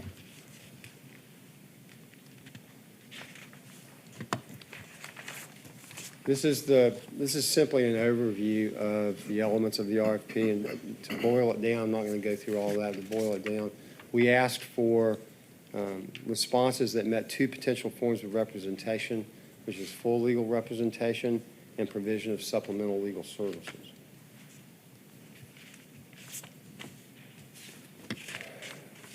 The city attorney submitted a memo outlining concerns over the scope. In his opinion, the comprehensive legal representation for just the authority is illegal, and comprehensive representation for all of GRU is both illegal and inconsistent with the city's charter. He recommended that the RFP should be clarified to request limited legal services for the authority and not for GRU staff. Currently, the city attorney signs official documentation for the board, and there is an assistant city attorney, Ms. Lewison, who is assigned full-time to GRU to execute our day-to-day business, contract review, procurement guidance, etc. Under their limited scope of service agreement, Folds Walker provides strategy and guidance to the board, as well as interpretation of new laws and impact the current business. And obviously, as you can see tonight and see in prior meetings, they attend all board meetings.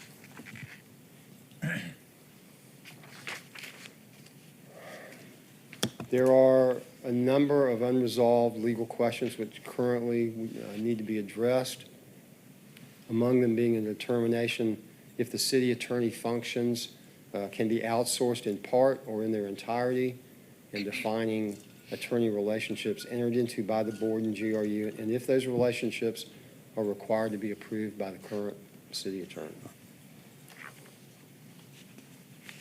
So as the general manager, CEO, general manager mentioned, we have a two-part recommendation with these parts running concurrently. Number one, that you approve GRU staff sending a request for an opinion to the Office of the Attorney General, revolving around our ability to retain separate legal counsel beyond the city attorney, and two, to approve us moving forward to hire a third party to review some of these significant legal outstanding concerns, some of which were noted on the previous slide. We're looking to provide attorney services that, hopefully they would have experience in Florida constitutional law, home rule, and some other areas. Mr. Chair, I'm on a roll. Yeah, you're full of it tonight. No problem. I get paid by the motion. I'd like to make a motion that we move recommendations presented by staff in part one and part two. I will second. With that, we're obligated to have public comment. Honored to have public comment. Yes. Yeah, honored, sorry. Mr. Chair, Jim Conish, could we please split this motion because they're two different things entirely? I have a prepared statement. The city attorney and assistant city attorneys are disqualified altogether from representing this authority at GRU. And here's why, sir.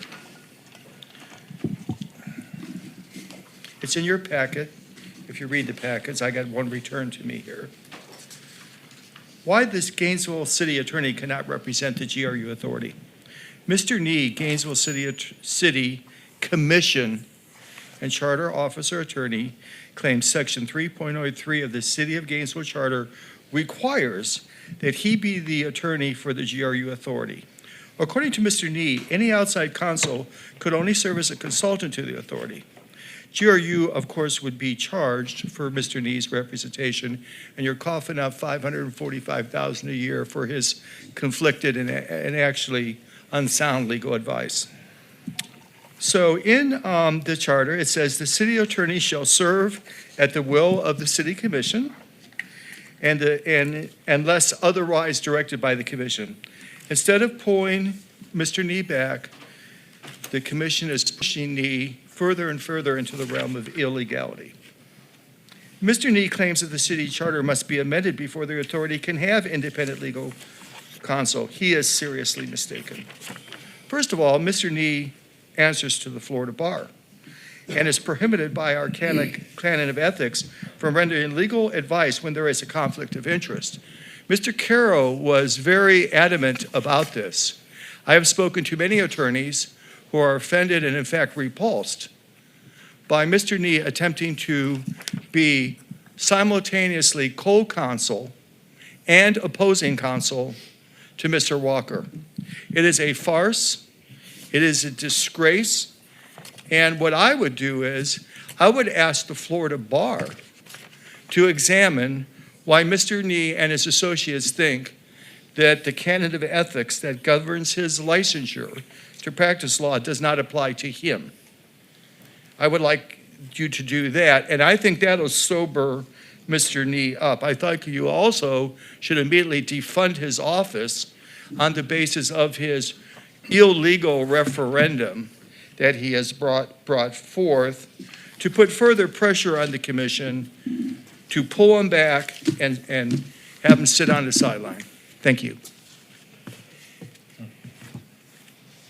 Seeing no other public comment, I'd like there to be a discussion among the board members regarding the recommendation and the motion. I agree with both recommendations. Okay. One thing that appeared to me was in the reading of House Bill 1645 was this idea that the city and the authority shall perform all acts necessary and proper to effectuate an orderly transition to 7.10. An orderly transition of the governance, operation, management, and control of all utility systems, properties, and assets. And then it goes on to say that the authority, including not limited to, the creation of such instruments as are necessary for the authority to function in accordance with this article. And it seems to be, to me, not of your legal stature, that's the avenue that we need to be looking at to literally create our own attorney within the utility. And could you, and this is a question to the attorney, could we vote on a resolution that would require the city to change its charter to limit the city attorney's authority over the city to non-GRU assets? I think certainly you could pass a resolution to that effect if you so choose to do so. But my reading of House Bill 1645 is similar to your reading. I think you have quite a lot of ability and authority over the utility. That's the function of this particular law, and it gives you that autonomy to do so. And I think that includes hiring independent counsel and me providing, or whatever lawyer you choose to provide independent counsel to you that is based upon the principles of House Bill 1645 and this authority. And that's our focus and that's our function. And so far, I would tell you, Mr. Chair, that my ability to work with Mr. Nee, Daniel, and Bianca, in my view, we've been able to navigate through this, I think, quite well. I think he would publicly disagree with my views on your authority and power and autonomy. Imagine lawyers disagreeing with each other. Which we do all the time. Yep.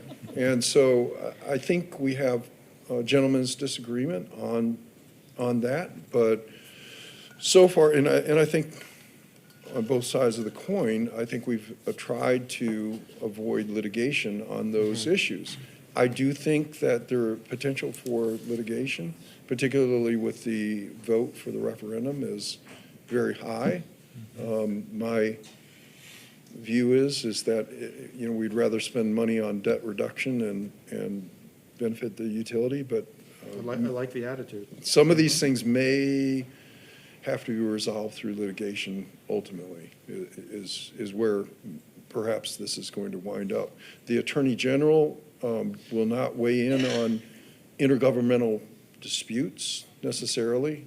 Certainly, we can write the letter and request it, but we may not get a response back from the Attorney General's office on that particular issue. We can try it. There's no harm in sending the request for an opinion, which will have to be signed by our chair and submitted. But certainly we can do that, Mr. Chair. But what I'm hearing is that that's perfunctory to probably the future litigation. You don't hold a lot of hope, for the Attorney General Moody to come back within a prescribed time and say, yes, you can have your own attorney. And I'm laying down that judgment, so to speak. Correct. So your opinion in terms of a resolution by the board that would add it to this motion, that we would change the charter to, or request that the city change its charter in reference to these provisions, to ostensibly exercise the power that we have as a board under state law. What is do you have concerns, or what's your recommendation in that regard? I have no problem with the resolution itself, but if the city commission is voting to pass an ordinance to put a referendum on the ballot to vitiate Article 7, but that's more of a political discussion, perhaps, than legal. But I think you can certainly make that request of the city commission, certainly. And just as a sort of clarifying point, the way that we have been operating, and I think that the way our recommendation to move forward is to continue operating in the same way of the House Bill 1645 is very clear that in the event that any authorized actions that you all take are in conflict with provisions of the charter or ordinances, that your actions under the authority of this bill outweigh. Yep.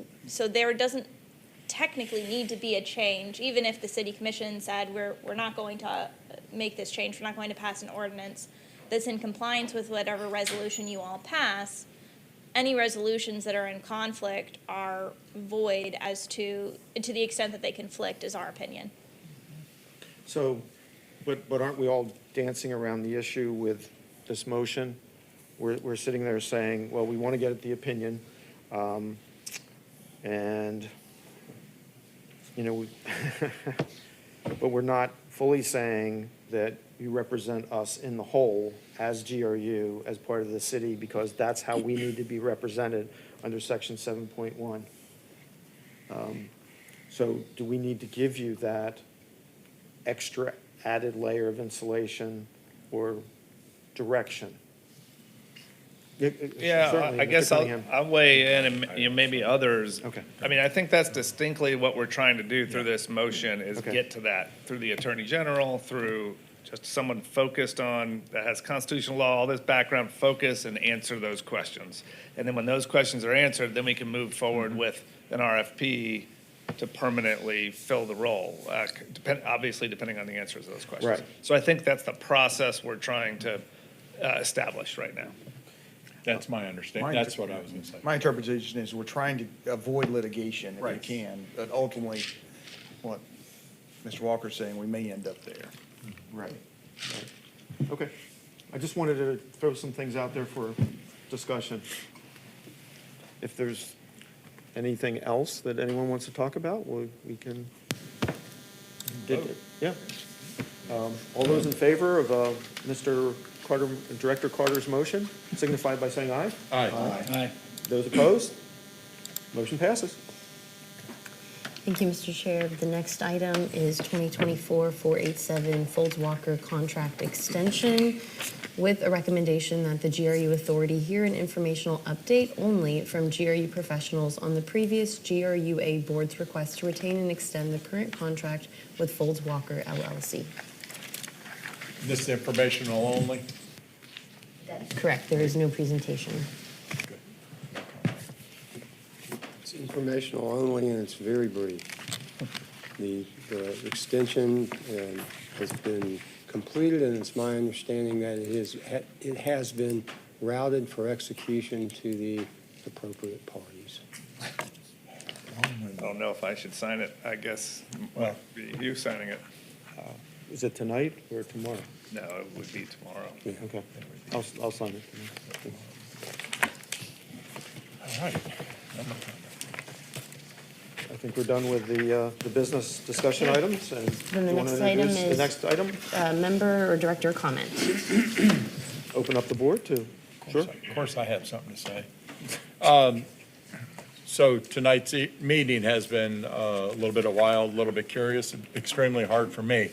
I also would like to encourage Chair, CEO Bilarski to, as he has in the past with the employees, work in good faith with all the executive employees. If there's an opportunity that you and Mr. Cunningham come to that he stays on, that's your choice, of course. You would be our only employee as it is now. But I just want to encourage anybody, if anybody wants to know why I did what I did, my cell phone's out there. I don't care if you're an employee, I don't care if, what level employee, executive staff. If you want to call me, talk to me, if you want to call and yell at me, go ahead. It'll stay with us. I've always had that policy. If you're a citizen that's upset and have questions, please call me. My phone number is 352-339-4038. I have nothing to hide. I can defend my motions every night. And sometimes I change my mind. Well, I will say that I've always considered people's ability to change their mind actually was an F.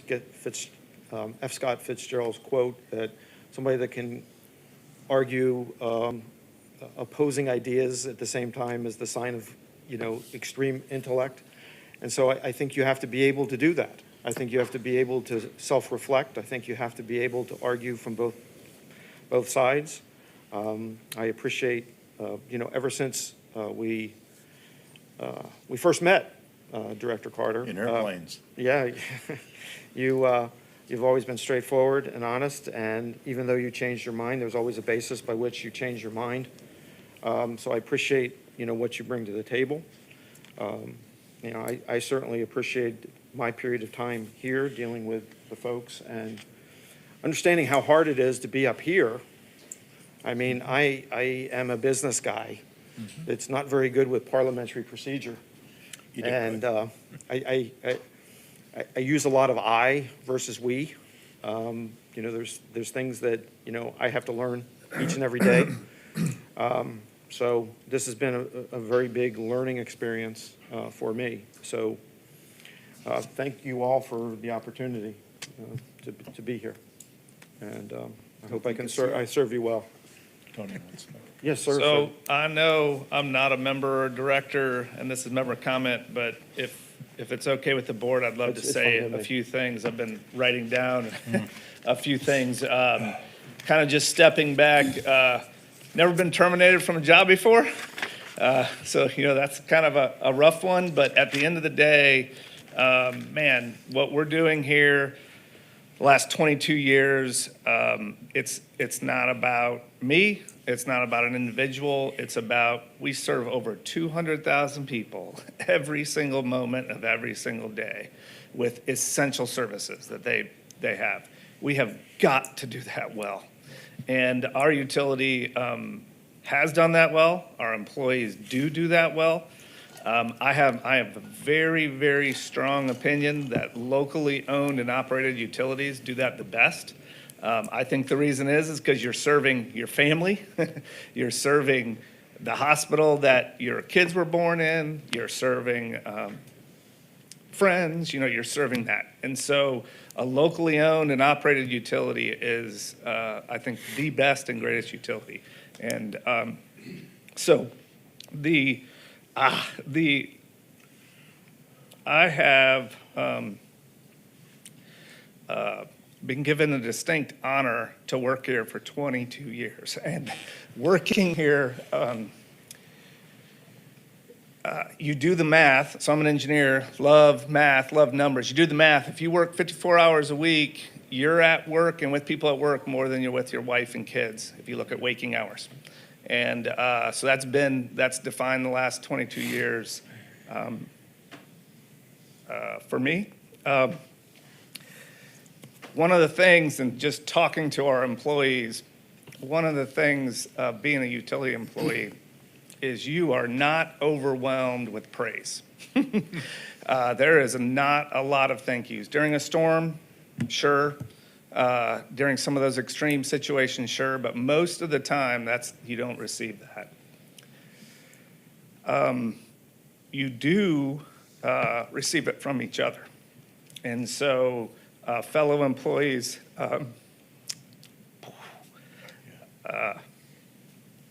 you started crying first, so that was a little rough. There's something got in my eyes, so stop that crap. Our employees just do a phenomenal job, and it's in the midst of all of this noise that we're all seeing and experiencing. And that is spectacular. And I really appreciate that. Lastly, I feel like I want to share just a few things that I think are important. You can take it for what it's worth. Stability in the utility is absolutely needed. One of the ways you attract employees to a utility isn't the highest pay, it's that it's a stable work environment. And we're having a hard time with that, guys. I think that needs to be a priority. So I'll just throw that out there. We have, coming out of the pandemic, I mean, we've had a lot of turnover. Employees are more mobile than they've ever been. Employees that were 352s for life, think about Clay County, think about JEA, like they never have before. And so creating that stability here is absolutely essential.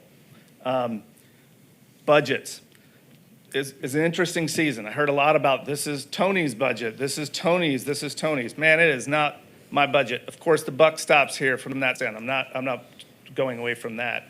But it's a budget of a lot of professionals that spend their 54 hours a week dedicated to what do we need to provide service to our customers. And so I just want to encourage you, the budget needs to be from the people that do the work.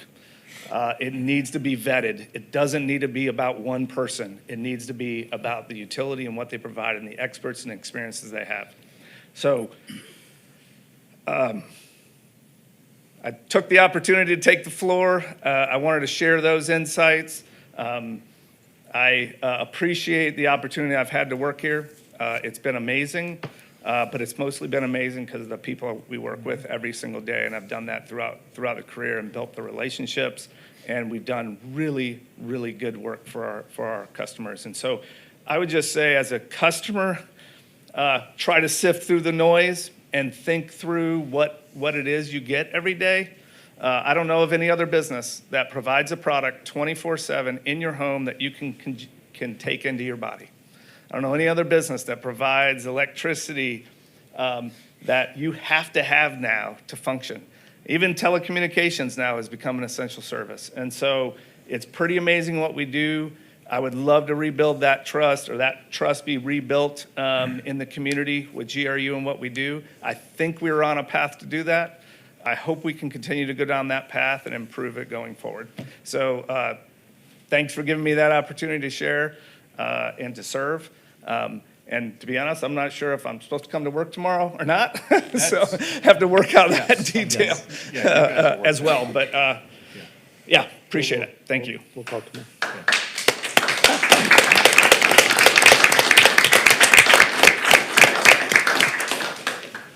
Tony, I want to address you personally. I think you did a fabulous job. I don't think anybody in this room could have dealt with going from a city commission to an authority to another authority with just two members. He's had to deal with personalities, egos, budget crises, other crises, having to bounce and balance all of this, including employee morale. So I applaud you for that, sir. In the short time that we've actually worked together, I've enjoyed our conversations and your straightforward shooting with me. So I do appreciate that, sir. Tony, I tell you that you're eminently hireable. This is really an opportunity, probably at your age and position, to kind of really look inside and reinvent yourself and see what you want to do, where you can be of most value to. I know because I went through the same kind of things. I appreciate your grace and elegance tonight, and sticking through a meeting where you got bad news real early. So you're to be commended for that. Tony, like I said, I called you this morning, and I told you that I wanted to support you. I support you. I thought you can get the job done, and obviously it's not happening that way. But I just wanted publicly, I was going to support Tony to keep doing this. Ed sounds like the internet manager. I'm going to support him, to be clear. And when we find the proper replacement for Ed, I hope to support that person. You know what I mean? I don't envy that corner of the table right there. I really don't. You don't have to say anything. Thanks for your leadership to GRU for all these years and all your contributions. And I know it was way more than 54 hours a day. You poured your heart and soul into this utility, and it shows. And your fingerprints will be forever left on this utility. So thank you. With that, are there any further comments? With that, we've ended the meeting.